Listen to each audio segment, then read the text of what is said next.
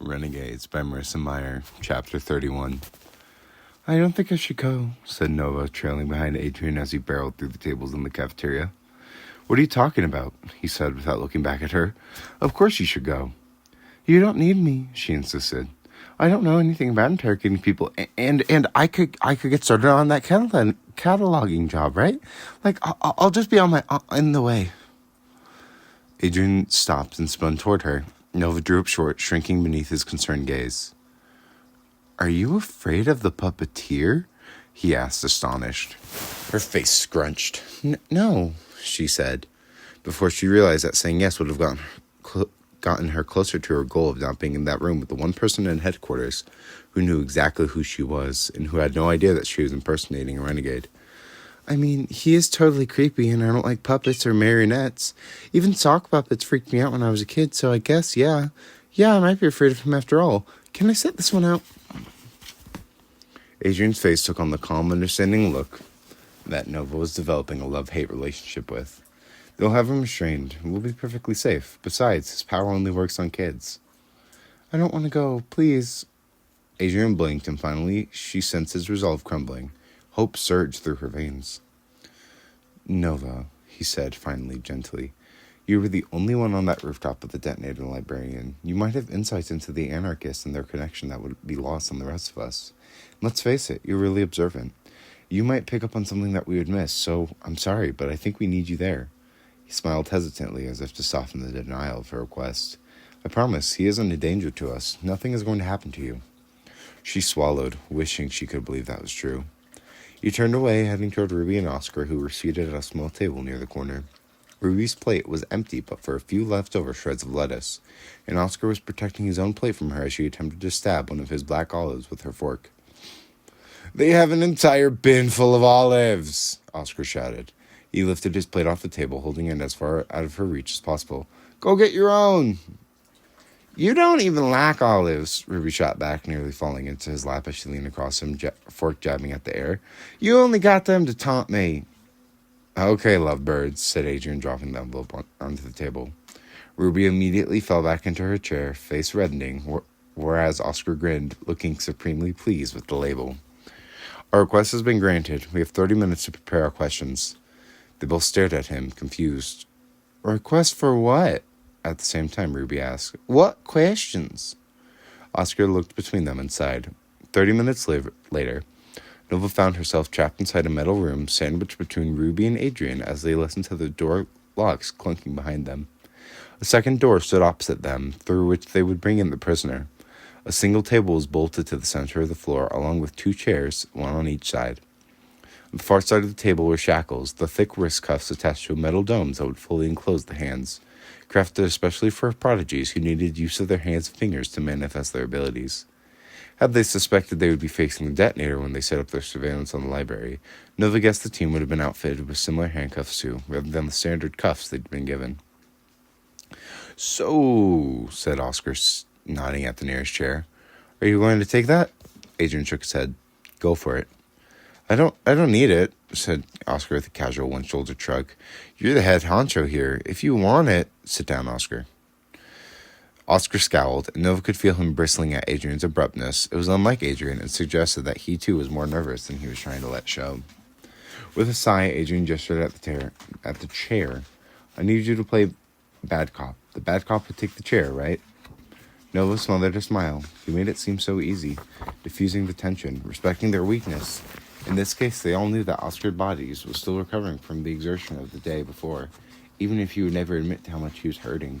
But with this simple compromise, Adrian was also valuing the many ways Oscar contributed to the team, even if that contribution was simply Oscar's talent for the dramatic. There have been times when Nova wondered if Adrian became a team leader because of his family name, but she was becoming more and more certain that he'd earned it. Either way, his suggestion worked. With a proud tilt of his chin, Oscar settled himself into the chair, leaning the cane against the table. He crossed his arms stiffly over his chest. Oh yeah, he said, with a pleased nod. Bad cop is ready. Which of us is good cop? Said Ruby, glancing at Adrian and Nova in turn. Nova couldn't answer. Her mouth was so dry she was afraid trying to speak would only lead to the words coming up on her tongue. I'm good cop, said Adrian. He glanced at Nova. You're the observer. If you have something to say or add, jump in, but otherwise, I want you focused on any signs he might be lying, or telling the truth. So who am I? Said Ruby. Adrian grinned. You're the muscle. Ruby beamed, hopping excitedly from foot to foot as she loosened the wire on her wrist. Hold on, said Oscar, glancing over her shoulder. Maybe I wanted to be the muscle. Nova stared at Ruby's bloodstone glinting in the room's lighting. We're not going to torture him, are we? They turned to her as one, each of their faces equally appalled. Great skies, Nova, said Adrian. We're the good guys, remember? She sank back, not sure if she should be embarrassed by the question or not. It seemed ridiculous when she'd asked it. Across the room, they heard the clunking of more locking mechanisms. Nova's body went rigid. She rubbed her damp palms down the sides of her uniform. The door opened and 2 guards entered, leading Winston Pratt by his elbows. He was dressed in the black and white stripes of a prison jumpsuit. His wrists and ankles were both bound by chains, and his usually jaunty step was weighed down. His shoulders tight, his arms squeezed in beside his body as if he were attempting to avoid the guard's grip. Nova was surprised to see that his makeup remained, or what she had always assumed was makeup, though she'd never seen him without it. The black paint around his eyes, the rosy circles on the apples of his cheeks, and the sharp lines drawn from the corner of his crimson mouth down his jaw, giving the effect of a wooden marionette. The lines were not even smudged. For the first time in all the years she'd known him, she wondered whether it was makeup at all, or if his power really had transformed his face into that of a puppet, or a puppet master. His eyes darted around the room, skipping from the chairs to the walls, then light bulb in the ceiling to the shackles on the table, to Oscar, to Adrian, to Nova, to Ruby, back to Nova. He blinked furiously, as if trying to clear away a pestering eyelash, his brow squeezed tight.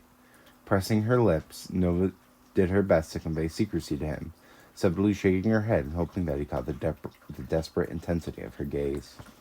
But Winston Pratt had never been adept at the art of subtlety. He continued to stare, his lips parted, his head cocking curiously to one side as he was pressed down into the chair. He put up no resistance as his chained hands were settled into the shackles and the domes clamped securely around them. You have 15 minutes, one of the guards said to Adrian. The interrogation is being recorded. He gestured toward a small camera on the ceiling. For future review at the council's discretion. If you want to end your session early, just knock on the door and we'll be back. They left. Winston was still gaping dumbly at Nova, and the others were starting to notice. Adrian and Ruby glanced at her, to which she attempted an uncomfortable, confused shrug.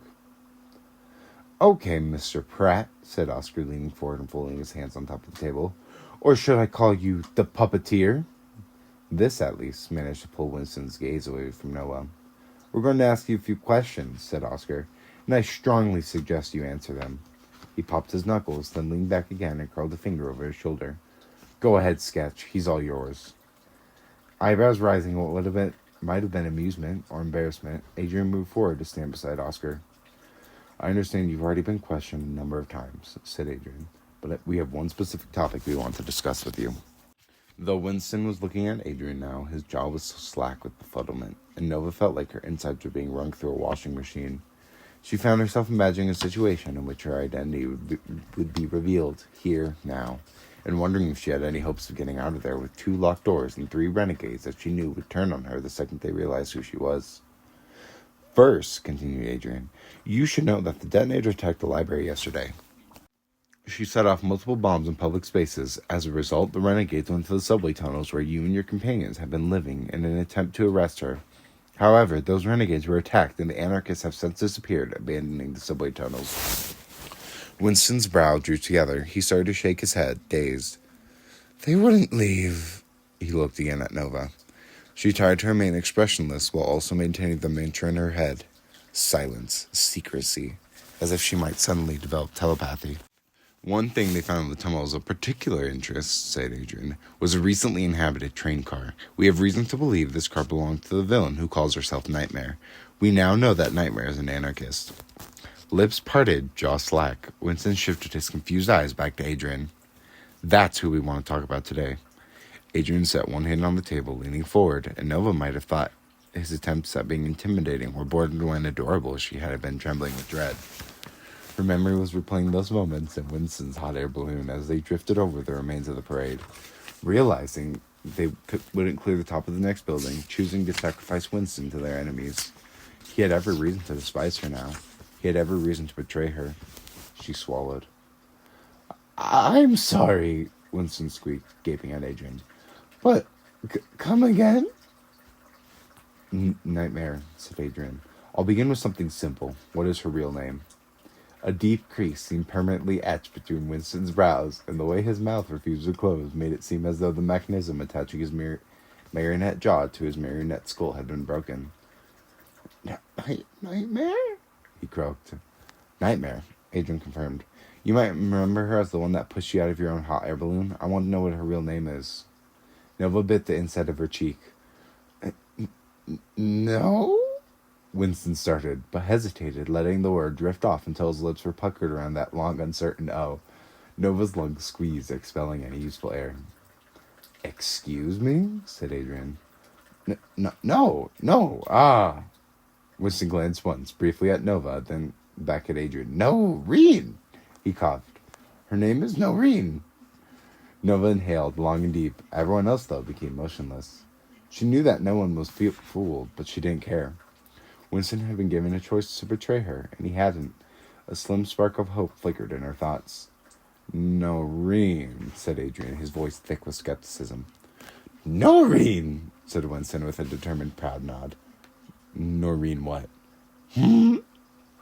Does she have a last name? Winston glanced around as if searching for inspiration, but then shrugged. No last name. Just Noreen. Adrian and Oscar exchanged a look before Adrian cleared his throat. We know that Nightmare obtained at least one of her weapons from the black market dealer known as the Librarian, but we've witnessed her using a number of weapons and tools that don't resemble other things in the marketplace. Where does she get her supplies? Winston held his gaze, blinked, licked his lips, opened his mouth, hesitated, swallowed, coughed, finally responded. The hardware store? The hardware store? Yes, Winston's head bobbed. That's where she gets her stuff. Is that code for something? No, just the hardware store. Nova cringed inwardly, even though it was mostly true. She did get a lot of the items she used for her invention from a local hardware store. Any specific hardware store? Asked Adrian. Winston seemed to consider this. Then, nope, she likes them all. Maybe, said Oscar, leaning forward on his elbow, you could mention just one by name, just to get us started. Winston's lips stretched thin, and he shrugged. I don't know. Ask her. Thankfully, his eyes did not shift back to Nova when he said this, though she could only imagine the restraint he was using to stay focused on his inquisitors. How about the names of any connections she might have had in the city, said Adrian. Can you think of anyone she might have made contact with once the anarchists abandoned the subway tunnels? Anywhere she might have gone? Winston looked down at the table, and he seemed to be giving actual consideration to this question. Finally, truthfully, he started to shake his head. I don't know where they would go. Where they would have gone. Adrian massaged his temples. What about other locations Nightmare likes to frequent? Any favorite restaurant, stores? Winston could not prevent his eyes from darting to Nova this time, though he quickly shifted them over to Ruby, then back to Adrian, as if to make up for the slip. Rooftops? He suggested. Adrian's shoulders sagged. Any particular rooftops? I don't know. Honestly, I don't. Winston leaned forward, and his baffled face took on the edge of desperation. I don't know where she is. Truthfully, I have no idea. Adrian briefly closed his eyes. It's all right, Winston. We're just trying... No, it's not all right, said Oscar, slamming his fist on the table. It's obvious you know something, and we're not leaving this room until you tell us what it is. Winston frowned. They said we only had 15 minutes. That, asserted Oscar, holding up a finger. Then he deflated, clearing his throat. Was actually true. But still, you can tell us what you know now, or we can come back and do this again tomorrow, and the next day, and the next. We're not giving up until you tell us what we need to know. So start talking, Mr. Pratt, or else I'll make sure that you don't get any tacos, or whatever it is they serve prisoners around here. Adrian dragged his hand down the side of his face. Okay, he said. Listen, she betrayed you. She literally threw you out of your own hot air balloon and left you to be captured by your enemies, right? You have no reason to protect her. Whereas if you help us, he hesitated, Nova could see him struggling to find something he could offer to Winston, something that wouldn't break any of the Renegades' codes. I'll see if we can get you some books or something. Nova pursed her lips, knowing that this bribe wouldn't get him far, and Winston's expressions looked more confused by the offer than anything else. Books? Or, I don't know, magazines? A deck of cards? Something to keep you entertained. It's got to be boring in that cell, right? Winston's eyes seemed to brighten. Can you bring me a painting set? And a new marionette doll? Nova's shoulders tightened. No. He couldn't be swayed by them now. I'll have to get that approved by my supervisors, said Adrian. But I could ask? The hunger in Winston's eyes was inescapable. For the first time, Nova felt bad for how she had given so little thought to Winston since his arrest. He must not only have been bored, but lonely. Not that she could have done anything to help him, but she could have at least spared him a thought. What was the question again? Said Winston. He wants to know if there are any places Nightmare frequents, said Adrian. Anywhere she might have gone. Winston looked away, his thoughts warring across his face. The temptation Adrian had offered him, fighting against whatever loyalty he still had for Nightmare the Anarchist. She likes to go to the park? Disappointment fell across Adrian's face. The park, he repeated dryly. In contrast, Winston was as jovialty for what he must have thought was a quick-witted, completely believable lie. Yes, she really loves going to the park. City Park. Oh, no, said Winston enthusiastically. Cosmopolis Park. Nova coughed, covering her mouth to try and hide her amusement. Adrian glanced back. Sorry, said Nova. He sighed, returning his focus to Winston. You're telling us that Nightmare likes to spend time at an amusement park. Oh, yes, she goes there all the time. Particularly enjoys the fun house. He giggled madly and shrugged as if to suggest, those crazy kids, who knows what they'll be into next. Can I ask a question? Said Ruby. Please do, said Adrian, stepping back from the table and gesturing for her to proceed. It was clear from the frustration in his eyes that this interrogation was not going how he'd hoped. Ruby took a step forward, idly swinging her bloodstone back and forth like a pendulum. Winston followed it with his eyes, leaning slightly back as if afraid she was about to stab him with the thing. And quite possibly she was. The anarchists have been, let's say, fairly inactive for 9 years, right? But Nightmare appears to be pretty young. Definitely younger than the rest of your gang. So what I want to know is how she came to join you all in the first place. Are you recruiting new members? Oh, said Winston, apparently gleeful to be able to answer this question without having to strain himself too much to come up with a sensible lie. Nope, no recruitment. Actually, Ace brought her. Ace? Said Oscar with a disbelieving laugh. Ace Anarchy? Please, said Adrian. She would have been a kid back then. Yes, Winston said, his head bobbing in agreement. She was a kid. They stared, speechless for a long time. Finally, Adrian simply said, Explain. But by this time, Winston seemed to have withdrawn back into his thoughts, and he was doubting his eager explanation. He looked again at Nova, and she shrugged at him, not really knowing how much trouble the truth would cause her at this point. Winston, though, opted not to tell the truth, and again his face took on that fearful, uncertain look. Ace found her, he started. After a long inhale, he continued, at Cosmopolis Park. Of course he did, said Oscar. Where else? No, it's the truth, Winston insisted. I used to do business there, before your council made it so, he grimaced, wholesome. And one day there was this girl, wandering around after dark. The park had been closed for hours, and, Ace found her and came to understand that her parents had left her there. Just abandoned her. So he gave her some cotton candy, and, that was it. We had ourselves a little nightmare. He started to smile, a real smile that stretched the dark lines on his chin. She and I used to play together. She was scared at night sometimes. I would entertain her with puppet shadows. She especially liked shadow puppets, which are something of a specialty of mine. Remember that? He hiccuped, coughed. I remember that nightmare well. Little Nightmare. We were buds. His brow creased, a sadness overshadowing the sudden burst of joy. Back then, at least. Nova felt like her heart was being torn apart. For the past number of years, she thought Winston as little more than an audience. But he was right. They had been friends when she was young. How had they lost that? How had she become such an anarchist? She kept her eyes on him, wishing he would look up at her, wishing she could convey that she was sorry and that she did remember those times, all those sleepless nights when he had made her laugh and how much that had meant to her. But this time, Winston kept his head down.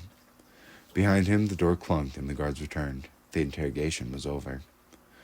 Walking back into the hallway outside the interrogation room, Nova felt as though 100 gargoyles were perched on her shoulders. She would have thought that to be leaving that room with her secret still intact would leave her buoyant and overjoyed, but she felt only guilt. Not just guilt over Winston, but guilt over them all. The anarchists were counting on her, and so far, what had she accomplished? Since she'd come here, they'd been forced out of their home, Ingrid was exiled, the librarian was dead. They were certainly no closer to destroying the Renegades. So, Ruby drawled, twirling on her breadstone like a pinwheel around her finger. Do we think a single word out of his mouth was true? I don't know, said Adrian. Not most of it, that's for sure. Oscar nodded. I agree, but I think he was drawing on truth sometimes. Do you know what I mean? Like, there might have been kernels of truth in it. Yeah, but which parts? Said Ruby. Adrian paused and leaned against the wall, crossing his arms. He mentioned Cosmopolis Park a few times, and we do know that he used to deal drugs there during the Age of Anarchy, right? Maybe there's something there. Wait, said Ruby with a mild laugh. Just think about that for a second. Can you really picture Ace Anarchy finding some lost kid at a theme park, feeding her cotton candy, and deciding to bring her home and raise her? Come on. Nova bristled, glaring at her, but then Adrian started to laugh too. I know, he said, massaging her brows. You're right, it's just, what else do we have to go on? Anything? Nova, said Oscar, glancing at her. You used to work at Cosmopolis Park. It sounded like such an accusation that Nova stood straighter, ready to defend herself. So? If there is a connection between Never and the park, I don't know. Did you ever see anything suspicious? Immediately, her defensiveness started to retract. She exhaled. You mean, did I ever see some girl walking around in a metal face mask? No, can't say that I did. Not surprising, said Adrian. If she does frequent the theme park, which I'm still really doubtful of, but if she did, she wouldn't be going there in full disguise, would she? Still, said Ruby, maybe Nova could talk to her old boss or something, encourage people to be on the lookout. Nova forced a smile, trying to remember the name of her so-called boss and hoping no one bothered to ask. Yeah, sure, that wouldn't be a problem at all. Okay, said Adrian, scratching his jaw. I'll get a transcript of the interrogation sent to each of you this afternoon. Let's all take the night to think about it and discuss more tomorrow. He sighed. He was obviously hiding something, but I don't know. Something tells me he gave up more than we realize.